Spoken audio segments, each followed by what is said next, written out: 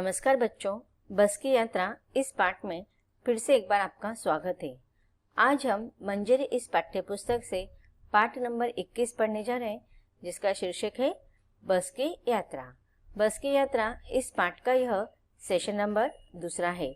इसके पहले भाग में हमने देखा कि लेखक अपने 4 मित्रों के साथ पन्ना जाने वाले थे और शाम की बस वो पकड़ने वाली थी, लेकिन बस बहुत पुरानी थी और जर्जर अवस्था में थे। बस को देखकर सारे लोग भयंकित आशंकित थे। पता नहीं इस बस में यात्रा करने से कुछ खतरा तो नहीं हो सकता है। और इस पाठ में लेखक ने व्यंग्यात्मक ढंग से उस जर्जर पुरानी बस का सजीव रूप में चित्रण किया है। अब देखते हैं अगले परिच्छेद के द्वारा कि बस की इस यात्रा में लेखक ने क्या क्या अनुभव किए हैं। इसके पहले परिच्छेदों में हमने देखा था कि लेखक को बस के प्रति श्रद्धा भाव उमड़ आती है, क्योंकि वह इतने वयोवृद्ध हो गए। तो लेखक का मानना है कि वह पूजा करने के योग्य है, न कि यात्रा करने के योग्य है। बस को देखकर लेखक को बस की जो अलग अलग पार्ट्स थे उसको देखकर लेखक को ऐसा लग रहा था जैसे कि गांधी जी का असहयोग आंदोलन वहाँ पर उन्हें याद आ गया कि किस प्रकार से बस के सब पार्ट्स एक दूसरे से अलग हो गए थे। बस की कांच वो भी टूट गए थे, नाम मात्र बस के खिड़कियों में कांच लगे हुए थे। उसमें भी खतरा था, अगर कोई भी पार्ट्स हमारे लेखक के शरीर को और अन्य यात्रा करने वाले लोगों को कुछ भी किसी भी प्रकार की चोट पहुंचा सकते थे। या फिर लेखक कहते कि बस की जो सीट है उसके बारे में भी लेखक बता रहे कि सीट उसके जो बॉडी पार्ट्स रहते हैं उसमें जहाँ पर सीट लगाई जाती है वो भी एक दूसरे से अलग हो गए थे। कभी सीट पर लेखक बैठते हुए ऐसे महसूस कर रहे थे कि पता नहीं सीट मेरे ऊपर बैठ गई है या मैं सीट पर बैठे हैं। यही लेखक को समझ में नहीं आ रहा था। आगे लेखक कहते कि एकाएक बस रुक गई। मालूम हुआ कि पेट्रोल की टंकी में छेद हो गया है। अब देखिए, पहले तो बस के अवस्था को देखा, फिर उसके कांच की अवस्था देखी, उसके बाद लेखक ने सीट के बारे में बताया। अब अगली समस्या आ जाती है कि बस चालू तो हो गई थी, लेकिन अचानक बीच में रुक गई।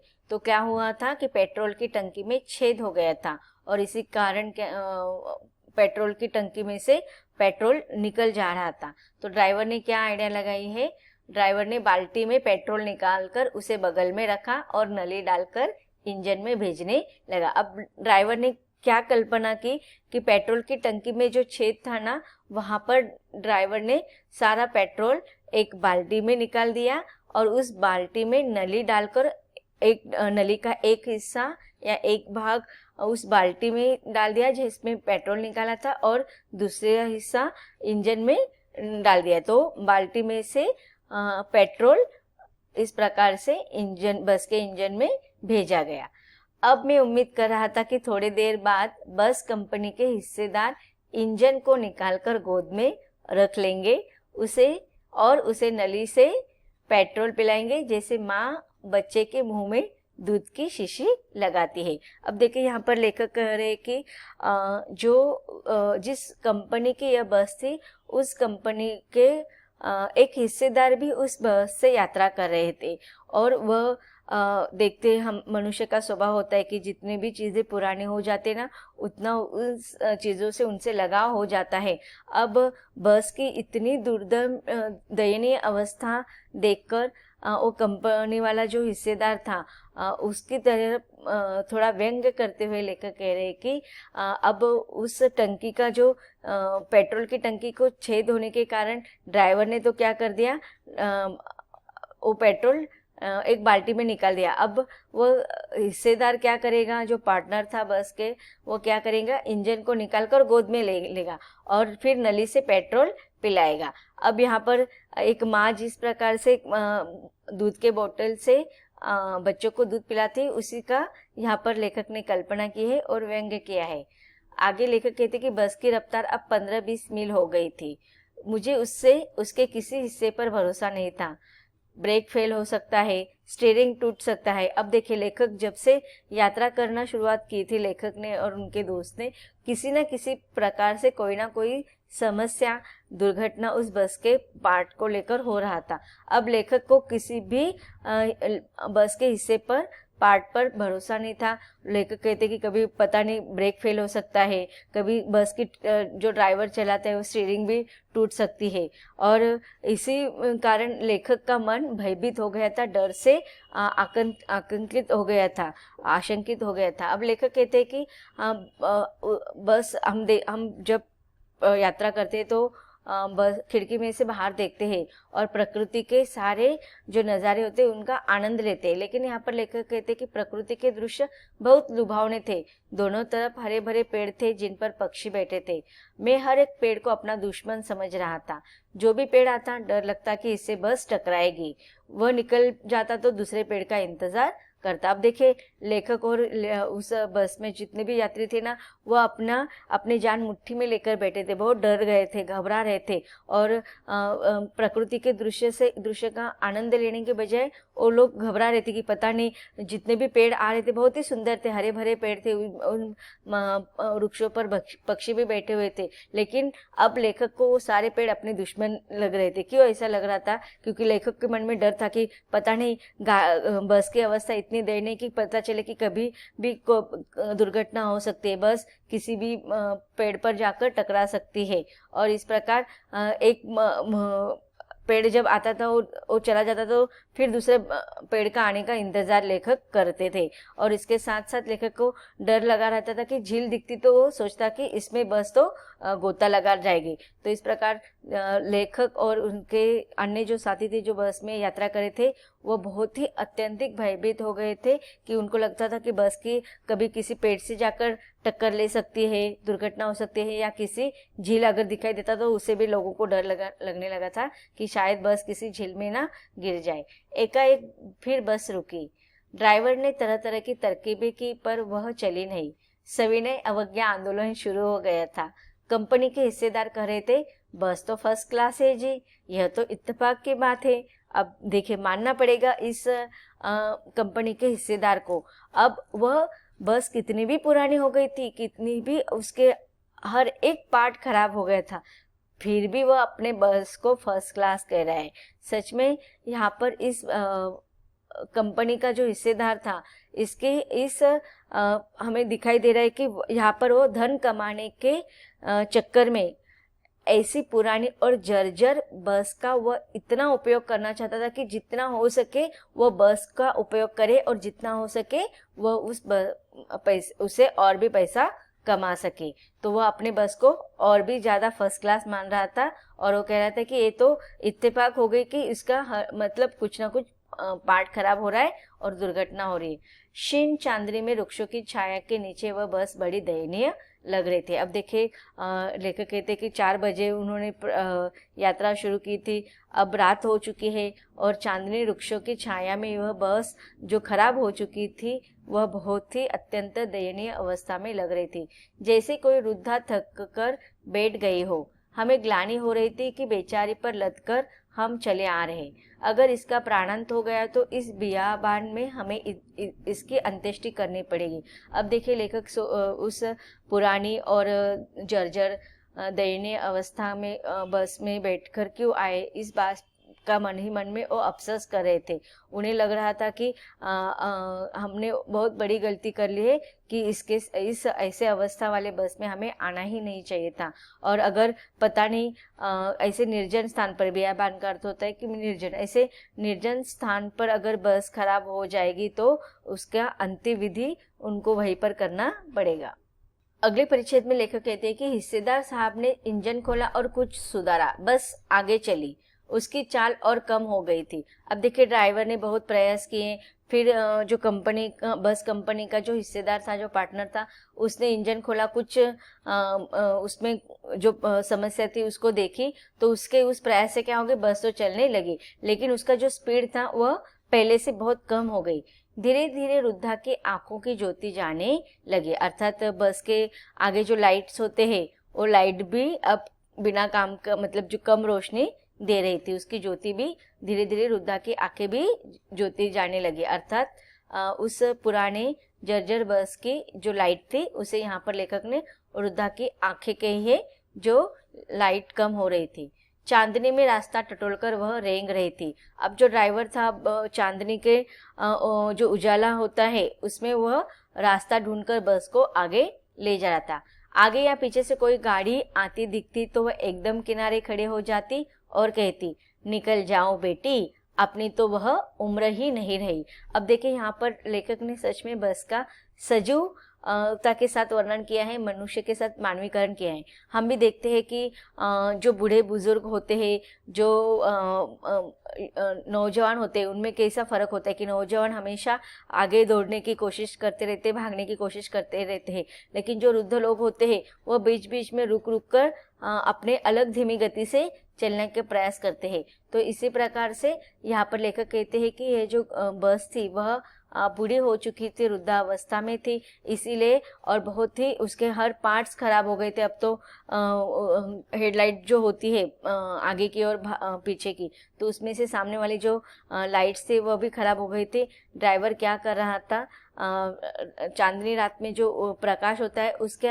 सहायता पर अपने बस को रास्ता निकाल कर आगे ले जा रहा था, लेकिन आगे पीछे से दूसरे जो गाड़ी आती थी तो उसको बस ड्राइवर रुका देता था और उसे बाकी लोगों को आगे जाने के लिए जगह दे देते थे। किनारे पर वह बस को खड़ा कर देता था।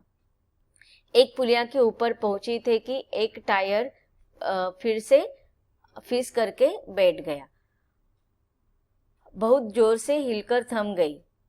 अगर स्पीड में होती तो उछलकर नाले में गिर जाती। अब देखिए यहाँ पर लेखक बता रहे कि उसका पहले से स्पीड कम था, इसलिए बाल बाल बच गए। क्या हुआ था, पुलिया के ऊपर पहुंच रहे थे कि उसका टायर फिस करके बैठ गया, अर्थात टायर पंक्चर हो गया और फिर बहुत जोर से बस हिल गई। अब यहाँ पर लेखक कहते कि अच्छा हुआ कि स्पीड कम था, अगर स्पीड ज़्यादा होता तो वो नाले में जाकर बस गिर जाती। मैंने उस कंपनी के हिस्सेदार की तरफ पहली बार श्रद्धा भाव से देखा।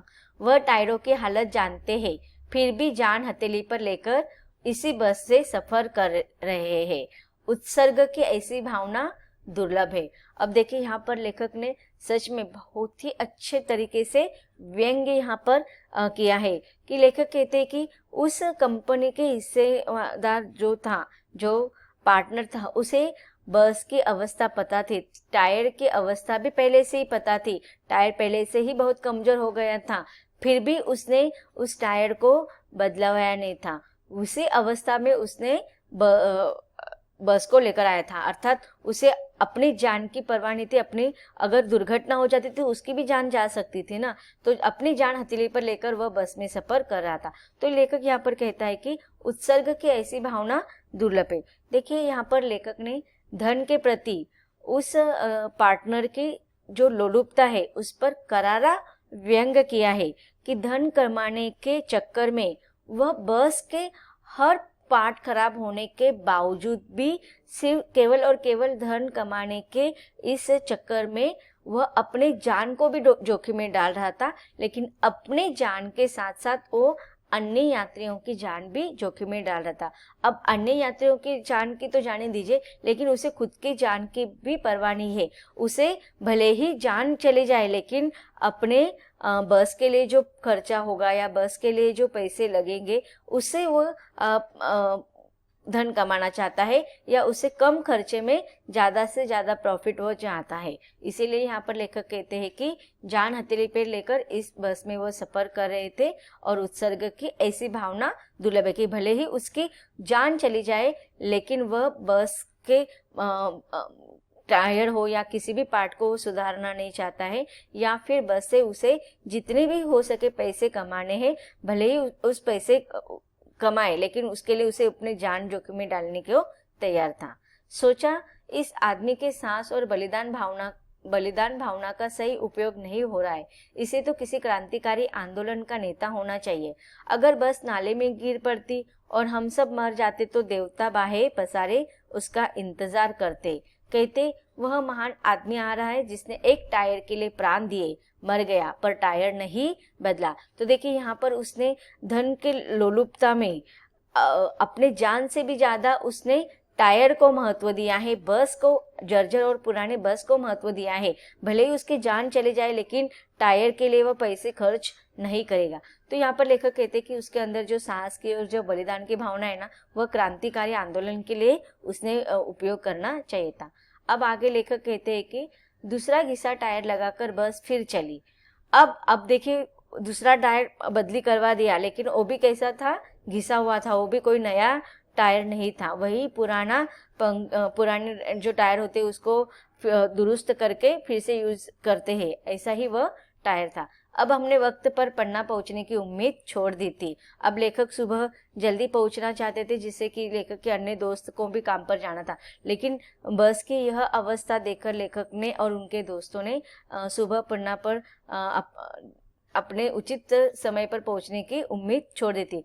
पन्ना कभी भी पहुंचने की उम्मीद छोड़ दी थी। पन्ना क्या, कभी भी पहुंचने की उम्मीद छोड़ दी थी। लगता था जिंदगी इसी बस में गुजारनी है और इससे सीधे उस लोक को प्रयाण कर जाना है। तो देखिए, यहाँ पर लेखक ने बताया कि पता नहीं, अब लेखक को लगता है कि और अभी भी कुछ दुर्घटना होना बाकी होगा और पता नहीं यहीं पर हमारी जान भी जा सकती थी। तो जिंदगी इसी बस में शायद गुजारने पड़ेगी, क्योंकि उसका स्पीड बहुत ही कम था, या फिर हम अपने गंतव्य स्थान पर पहुंचने के बजाय पता नहीं कि यहीं से हम स्वर्गलोक में पहुंच जाए। इस पृथ्वी पर इसकी कोई मंजिल नहीं है। हमारी बेताबी, तनाव खत्म हो गए। हम बड़े इत्मीनान से घर की तरह बैठ गए। चिंता जाती रही, हंसी मजाक चालू रहे। अब देखिए, लेखक कहने लगे कि यह जो रात भर का जो प्रवास था वह इसी प्रकार से होने वाला था। तो इसीलिए लेखक कहते हैं कि नहीं, अब बिना मतलब के तनाव नहीं लेना है, चिंता नहीं करने हैं। अब लेखक और उनके दोस्तों ने इत्मीनान के साथ, राहत के साथ घर जाने के लिए सोचने लगे, और जो यात्रा कर रहे थे उसी में वह व्यंग्यात्मक बातों का हंसी मजाक लेकर अपने दोस्तों के साथ पता नहीं कभी भी पहुंचे, लेकिन अभी जो भी समय मिल रहा है उसमें वो हंसी मजाक के साथ अपना यह यात्रा तय करेंगे। ऐसा सोचकर वह और उसके दोस्त हंसी मजाक करना शुरू कर देते हैं। तो बच्चों, अब तक हमने इस व्यंग्य पाठ में यात्रा वृत्तांत में लेखक ने पुरानी बस को सजीव रूप में देखते हुए बस यात्रा को रोचक ढंग से प्रस्तुत किया है। यह पाठ यहीं पर खत्म होता है। धन्यवाद।